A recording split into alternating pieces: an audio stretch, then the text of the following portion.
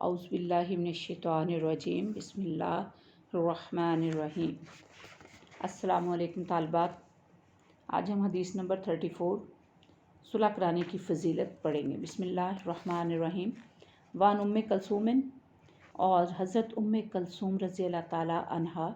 कालत, उन्होंने कहा, काला रसूलुल्लाह सल्लल्लाहु अलैहि व आलिहि वसल्लम, कि रसूल करीम सल्लल्लाहु अलैहि व आलिहि वसल्लम ने फरमाया, लईसा नहीं कज़्ज़ाबु झूठा, अल्लाज़ी जो के युस्लिहु सुलह कराता है बैनन नासी लोगों के दरमियान। नबी करीम सल्लल्लाहु अलैहि वसल्लम ने फरमाया, वो शख्स झूठा नहीं जो लोगों के दरमियान सुलह कराता है। मुराद ये कि सुलह करवाने के लिए अगर कोई शख्स कोई ऐसी बात कह देता है जो हकीकत पर मबनी नहीं, तो उस शख्स को झूठा नहीं कहा जाएगा, क्योंकि वो दो लोगों के दरमियान सुलह सफ़ाई के लिए ऐसी बात कर रहा है। व यक़ूलू, और कहता है, खैरन भलाई, व यन्मी, और पहुंचाता है, खैरन भलाई। और वो ऐसा है इंसान, अगर झूठी बात भी कर रहा है तो भलाई की बात करता है और भलाई ही दूसरे लोगों तक यानी खैर ही पहुंचा रहा है। इस हदीस मुबारक में सुलह करवाने की जो अहमियत बयान की गई है, उसमें ज़ुमानी बात करने की इजाज़त दी गई, यानी कोई ऐसी बात कह दी जाए जिसके दो मतलब हों, और शख्स चाहे उसका हकीकत से कोई उस तरह से वास्ता या ताल्लुक़ ना हो, तो ऐसे शख्स को झूठा नहीं कहेंगे, क्योंकि उसके मकसद जो है उस सुलह दो लोगों के दरमियान जो नाराज़ उनकी सुलह करवाना है। क्योंकि कुरान पाक में इरशाद होता है, इन्नमल मोमिनूना इख्वातुन, के बेशक मोमिन जो हैं वो भाई भाई हैं। फ़ा अस्लिहु, पस सुलह करवा दो, बैना अख़वैकुम, अपने भाइयों के दरमियान। तो जब अल्लाह का ये हुक्म है कि दो मुसलमान जो हैं या सब मुसलमान आपस में भाई भाई हैं, और उनमें से कोई अगर आपस में उनके लड़ाई या झगड़ा या कोई ऐसी गलत फहमी है तो उसको क्लियर करके उनके दरमियान सुलह करवा दें। और फिर एक और आयत में अल्लाह ताला ने फरमाया, फ़बासु हकमम मिन अहलिही व हकमम मिन अहलिहा अन युरीदा इस्लाहन युवफ़्फ़िक़ल्लाहु बैनहुमा। अगर बस एक मुनसिफ मर्द के ख़ानदान से और एक मुनसिफ औरत के ख़ानदान से मुकर्रर कर दो, यानी दो जज या दो लोग ऐसे हों जो दोनों तरफ से हों, और दोनों अगर इस्लाह कराना चाहें तो अल्लाह उन दोनों के दरमियान मवाफ़क़त पैदा कर देगा, यानी उनके दरमियान हालात जो हैं वो साज़गार हो जाएंगे। अल्लाह ताला ने सुलह को खैर या भलाई करार दिया, जैसा कि इस हदीस मुबारक में नबी करीम सल्लल्लाहु अलैहि वसल्लम ने फरमाया कि वो शख्स जो दो लोगों के दरमियान सुलह के लिए झूठ भी बोलता है तो क्या कहा गया, यक़ूलु खैरन, कि वो अच्छा या भला कहता है, यन्मिन खैरन, और खैर ही दूसरे लोगों तक पहुंचाता है। और इरशाद बने वसुलहु खैरुन, और सुलह में क्या है, भलाई है, लोगों की बेहतरी है। कि अगर दो है उनके दरमियान में रंजिश होगी, दिल जो है दूसरे दूर होते चले जाएंगे। और इस्लाम जो है वो रवादारी का, मोहब्बत, अखुवत, भाईचारे का और सुलह पसंदी, अमन का मज़हब है। इसलिए अल्लाह ताला ने सुलह करवाने वालों को भी पसंद फरमाता है। और ये भी फरमाया गया, इन्ना इन्ना यकीनन हम ला नुज़ियु, ज़ाया नहीं करेंगे, अजरल मुस्लिहीना, उन लोगों का अजर जो सुलह करवाते हैं, कि बेशक हम सुलह करवाने वालों का अजर ज़ाया नहीं करते। फिर ये भी फरमाया, फ़ा अस्लिहु बैनहुमा, बस उन दोनों के दरमियान सुलह करवा दो, बिल अदली, अदल के साथ, यानी किसी एक के साथ भी ज़्यादती ना हो, तो इन दो लोगों के दरमियान सुलह करवा दो। नबी करीम सल्लल्लाहु अलैहि वसल्लम का अपना एक और इरशाद है, उन्होंने फरमाया, क्या मैं तुम्हें एक ऐसी चीज़ ना बता दूं जिसका दर्जा जो है वो नमाज, रोज़ा और सदका और खैरात से भी ज़्यादा है। सहाबा रिज़वानुल्लाह अलैहिम अजमईन ने कहा, ज़रूर इरशाद फरमाएं। तो नबी करीम सल्लल्लाहु अलैहि वसल्लम ने फरमाया, इस्लाही ज़ातल बैनी, के आपस में सुलह करवा देना, यानी इसका अजर जो है नमाज, रोज़ा और सदका खैरात से भी बढ़कर है, कि दो मुसलमान भाई जो हैं उनके दरमियान एक हम आहंगी, मोहब्बत, रवादारी का रिश्ता जो है वो कायम हो जाए। सुलह करवाने को नबी करीम सल्लल्लाहु अलैहि वसल्लम ने ये भी फरमाया कि अगर एक शख्स जो है वो सुबह जब उठता है तो उस पर एक सदका जो है वाजिब होता है, और दो लोगों के दरमियान अदल और इंसाफ के मुताबिक सुलह करवा देना भी सदक़े के सवाब के बराबर है। गोया कि इसका अजर जो है उसी तरह से मिलेगा जिस तरह से कि अल्लाह की राह में कोई माल, दौलत या कोई चीज़ जो है वो सदका की जाए। आप नबी करीम सल्लल्लाहु अलैहि वसल्लम ने फरमाया, सुलह करवा देना अल्लाह को बहुत पसंद है। आप नबी करीम सल्लल्लाहु अलैहि वसल्लम ने यह भी फरमाया कि जो शख्स लोगों में सुलह करवाएगा, अल्लाह उसके हर काम को बेहतर कर देगा, संवार देगा, और उसके हर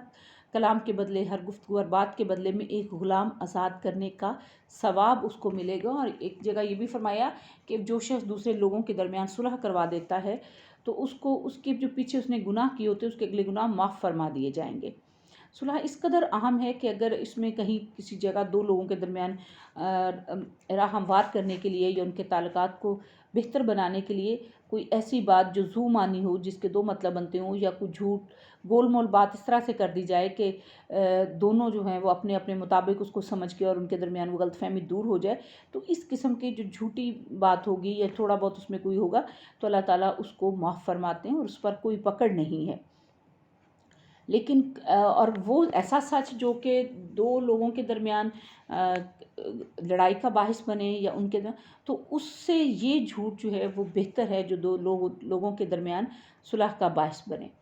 اور مسلمان جو ہیں وہ ایک دوسرے کے ساتھ ان کا جو ہمدردی کا جذبہ ہے، پھر اس کی وجہ سے کیا ہوگا کہ آپس میں لڑائی جھگڑے، تکبر، نفرت اور اس طرح کے اظہار جو ہے وہ ان کا ختم ہو جائے گا۔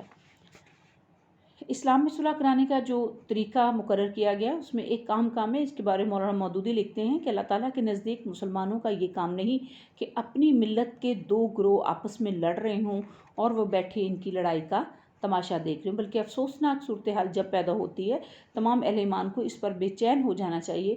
فریقین کو لڑائی سے باز رہنے کی تلقین کی جائے، انہیں خدا سے ڈرایا جائے، اور پھر جو ان میں سے با اثر لوگ ہوں ان کو چاہیے کہ فریقین کے درمیان ذمہ دار جو آدمی ہیں ان سے جا کر ملیں اور ان کے درمیان جو نزاع یا لڑائی جھگڑے کا جو سبب ہے اس کو معلوم کر کے ان کے درمیان کوشش کریں کہ ہر طرح سے مصالحت جو ہے وہ کروا دی جائے۔ یہ مولانا مودودی نے تفہیم القرآن کی جو تفسیر کی کتاب ہے اس میں آیت قرآنیہ جو ہے ان کی تفسیر میں انہوں نے یہ بات کہی۔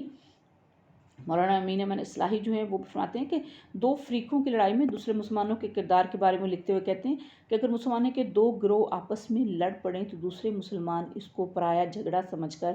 نہ اس سے بالکل الگ تھلگ رہے اور نہ ان کے لیے یہ جائز ہوتا ہے کہ بغیر تحقیق کیے کہ کون حق پر ہے کون نہ حق پر ہے، محض خاندانی، قبائلی یا گروہی عصبیت، نیپوٹزم جس کو کہتے ہیں، کہ جوش میں کسی ساتھی اور کسی کے مخالف بن جائیں۔ یعنی قرآن پاک میں بھی ہوتا ہے نا کہ تمہیں کسی گروہ کی جو کسی کے ساتھ جو قرابت ہے، جو رشتہ داری ہے، وہ تمہیں اس بات پر نہ لے جائے کہ تم کسی ظالم کا یا کسی کا جو زیادتی کرنے والا ہے اس کا ساتھ دو، صرف اس وجہ سے کہ وہ میرا رشتہ دار ہے یا میرا اس کے ساتھ تعلق ہے یا میرے گروہ سے یا میری نسل سے تعلق رکھتا ہے۔ اور فرمایا کہ کوئی بھی شخص جب اسی گروہی عصبیت کے جوش میں کسی ایک ساتھی یا دوسرے کے مخالف بن جائے، بلکہ ان کو یہ چاہیے کہ ساری صورتحال اور معاملہ جو ہے اس کو سمجھیں اور پھر فریقین کے درمیان مصالحت کی پوری کوشش جو ہے وہ کی جائے۔ سورہ حجرات کی آیات ہیں جن کا ترجمہ ہے، اور اگر اہل ایمان میں سے دو گروہ آپس میں لڑ جائیں تو ان کے درمیان صلح کرا دو، پھر ان میں سے اگر ایک گروہ دوسرے گروہ سے زیادتی کرے تو زیادتی کرنے والے سے لڑو یہاں تک کہ وہ اللہ کے حکم کی طرف پلٹ آئے، یعنی جو ظالم ہے، جو زیادتی کر رہا ہے، جو عدل پہ نہیں ہے، پھر اگر وہ پلٹ آئے تو ان کے درمیان عدل کے ساتھ صلح کروا دو، فاصلحوا بینہما بالعدل۔ اور اس سے یہ بھی اس کا طریقہ کار بھی ہمیں معلوم ہو گیا ان آیات سے کہ کس طریقے سے صلح کروانی چاہیے۔